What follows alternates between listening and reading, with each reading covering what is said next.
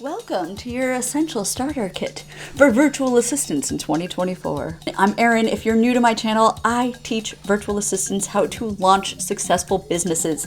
Let's jump in to the 10 skills that you should absolutely flex in order to be the best virtual assistant you can be. Look at these skinny little arms.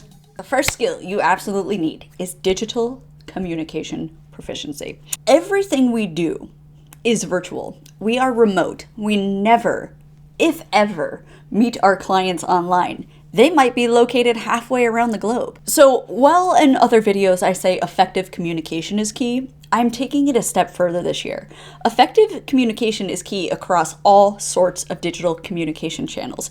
You need to learn how to clearly and concisely write emails, use bullet points, use color coding, use TLDR, too long didn't read. You need to be able to convey a lot of information to your clients in a concise and clear manner. But you also need to be able to communicate clearly on messaging apps, on Slack, on text, on phone calls, and on video chats. So I encourage you this year, if you're getting your business off the ground, to get comfortable being on camera with clients, to get comfortable talking on the phone with them. And I promise you, as scary as it sounds when you first get started, or as scary as it feels, these things get easier. And if anything, just think of these conversations you're having with your clients as conversations with friends. I think it'll help you relax a little bit, get into your own authentic self, and deliver your best work if you can learn how to relax into your body and communicate clearly and confidently on calls and video chats. Number 2, time management. This is a big one, and it remains a big one because as a VA, you are going to inevitably handle multiple tasks and multiple clients at the same time. Mastering your time management and organization is pretty vital in order to keep everything on track. Now, I have a few suggestions for you guys. 1, use your calendars. Time blocking is a wonderful tool, which I will link to. I have a whole video about what time blocking is, but essentially, if you have a task or a certain client that you know you need to work on their deliverables, put time into your calendar. Block off an hour or 2, add a little buffer time, but actually put the task in your calendar and then stick to your own schedule. The second thing I have for you, and hold on here, welcome to my Clever Fox planner. I use a planner. Every year I pick a different planner. I have used the Panda planner in the past, which worked okay. This year, we're all about the Clever Fox planner, and let me tell you why. We have dated entries over here. Oh, I'm doing this backwards. So you can type in the things you need to do, and what makes it even more powerful is you write down your to-dos, and then over here it says priorities. Now this is essential because if you've got 5 clients and they assign you 5 different tasks, you're going to have to decide who gets the priority. So putting priority tasks over here is very helpful. I've talked long enough about the Fox Planner. Let's move on. Technical savviness. So I've mentioned already, we're digital, we're remote. It is pretty imperative that you stay up to date with the latest digital trends and software, tools, apps, etc. that we are using in the virtual assistance community. Now, a couple of different ways you can do this. You can simply Google, what are virtual assistants using? Best tools for virtual assistants. You can come here and look through my YouTube channel. I have a plethora of videos. I think I have an entire playlist on best tools for your business.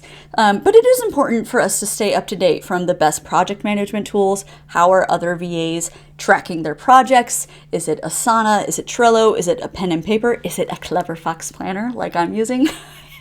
You might find through your research that staying up to date with the latest tools and trends can really help propel your business because we can't possibly know everything about our business all at once.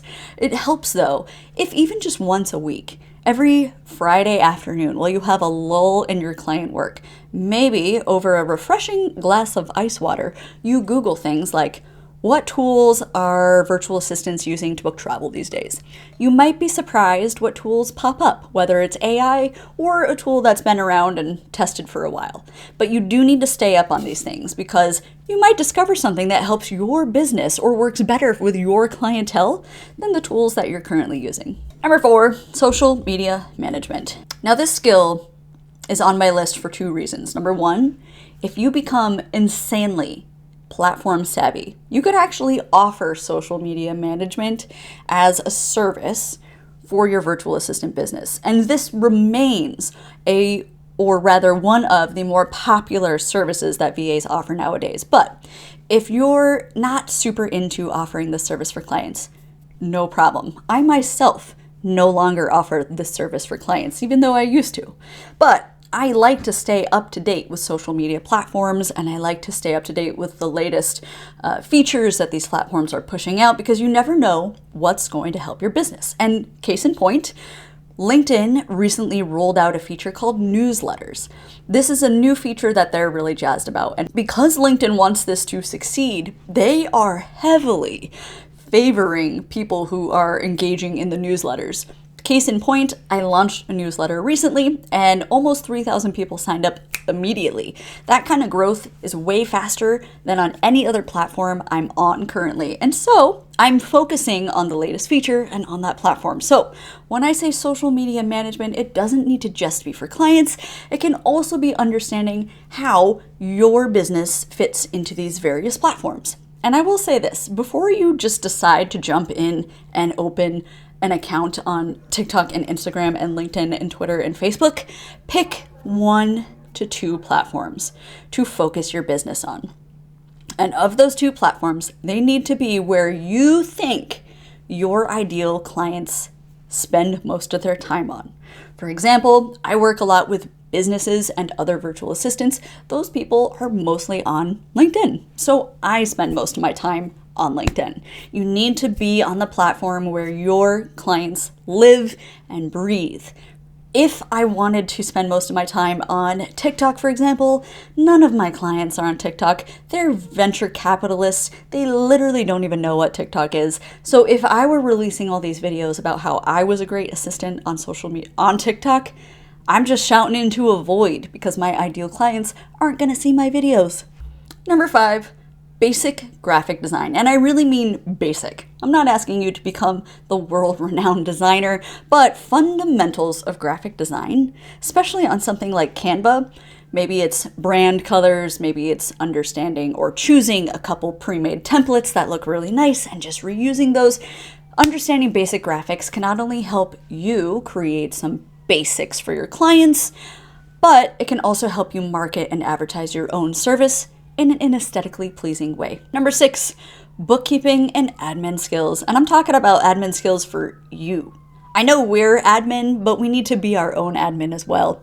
Having these basic skills, like the basic understanding of bookkeeping, how are you tracking your income and how are you tracking your expenses, as well as maybe some data entry. What clients have you pitched recently? How did it go? Did you close any deals? Managing schedules? All these things are crucial to creative problem solving. Now, this can be a hard skill to learn, and this can be an even harder skill to teach.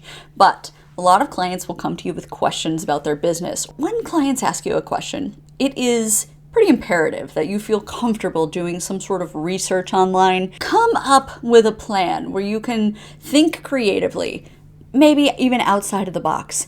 Think creatively in terms of your clients' problems. What are they really asking for? What are their needs? And how can you help find a product or a service that can help satisfy those needs? Number 9, client relationship management. This is just a fancy term for building and maintaining strong relationships. So if you've watched my videos before, you know that I shout from the rooftop that clients hire people that they like. So it is imperative that you, as a VA, are your most authentic self. I want you to let your freak flag fly. And I say that in the nicest way possible. Authenticity and your personality can help you maintain good client relationships. Because if you're building a rapport and you're presenting your most authentic and best self, your clients will respond to that. And if you like your clients and your clients like you, you guys are more likely to work together for the long run. In fact, I've had some clients who have been with me for 7 out of 10 years. And I am so thrilled that we've been able to build a strong relationship. But it was done through video chats, through authenticity, through sometimes just random chats where I was like, hey, check out my new water bottle. It can be as simple as that. But that's how you build friendships with your clients. And number 10, last but not least, adaptability and continuous learning. And I saved this one for last because it is one of the most important things. Now, I've mentioned I've done this for 10 years. I have adapted and pivoted and changed my services, my clients that I assist, my headline, my tagline, whatever you want to call it. I have pivoted my business in small ways so many times I have lost count. But it is that kind of adaptability that really makes or breaks your business. And I'll tell you a story about why. 10 years ago, transcription services were all the rage. In 2012, every client I came into contact with wanted transcription services. So they would give me audio files or video files and ask me to transcribe them so that they could read a script of whatever YouTube video they were watching. That was a big deal back then. But fast forward 10 years from now, there are services out there like Otter, even Google Meet, even Zoom, I think, are now transcribing live speech. So with technology, with AI, that has changed. Now clients can just upload videos to something like Otter, and this service will transcribe it in minutes. I could never compete with that kind of speed. And also, I'm a lot more expensive on my hourly rate than something like an Otter. So clients eventually stopped asking for transcription services. As such, I really had to pivot. I had to keep my skills relevant and updated and make sure that I had my eye on the pulse of services that were popular, that were in demand, and that clients were willing to pay for. So it's just this kind of adaptability that I want you to be comfortable with, because your business may change. Your business that you're launching in 2024 might not look like the same business in 2036, and that's okay. It shouldn't, because you will change as technology changes and as your skills and interests change too. As a beginner VA, if you focus on these skills that we have covered in this video, you are well on your way to a thriving career as a virtual assistant. Head to erinbooth.com. There on my website, you will see my virtual assistant business blueprint. It is the 12-week tried and true step-by-step program to help you launch, grow, and thrive. I hope you'll visit me in the blueprint. I'm always there every day chatting with students, and I'm super excited to see you there as well. Thank you, as always, for watching this week's video, and I'll catch you guys next week.